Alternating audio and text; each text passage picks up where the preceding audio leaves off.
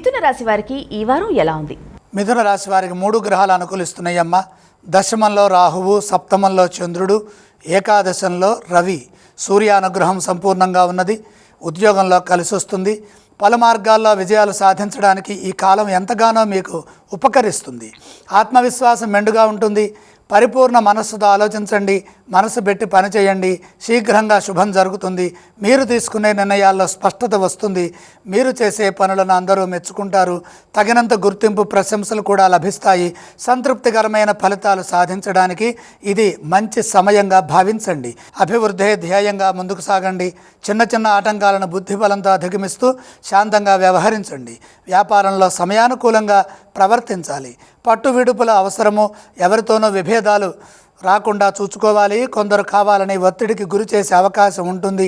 మాటకు మాట సమాధానంగా చెప్పవద్దు. చిన్న చిన్న ఆటంకాలను బుద్ధిబలంతో అధిగమిస్తూ శాంతంగా వ్యవహరించండి. వ్యాపారంలో సమయానుకూలంగా ప్రవర్తించాలి. పట్టు విడుపులు అవసరం. ఎవరితోనో విభేదాలకు దిగరాదు. కొందరు కావాలని ఒత్తిడికి గురి చేసే అవకాశం ఉంది. కుటుంబ సభ్యులతో కలిసి సమస్యలను పరిష్కరించుకోవాలి. దగ్గర వారితోనే విభేదాలు పెట్టుకుంటే జీవితం ఇబ్బందికరంగా మారుతుంది. ఆర్థిక విషయాల్లో శ్రద్ధ పెంచాలి. పనులను మధ్యలో ఆపవద్దు. ఎప్పటి పనులు అప్పుడే పూర్తి చేయండి. ఆశయం నెరవేరే దిశగా కృషిని కొనసాగించండి.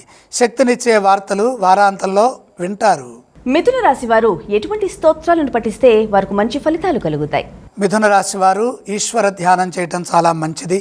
మిథున రాశి వారు ఏ ఆలయాన్ని సందర్శించాలి? కుజుడు 2వ రాశిలో ఉన్నాడు. కుజుడిని దర్శించండి. వారు ఎటువంటి దానాలు చేయాలి గురుగారు? కందులు దానం చేయండి.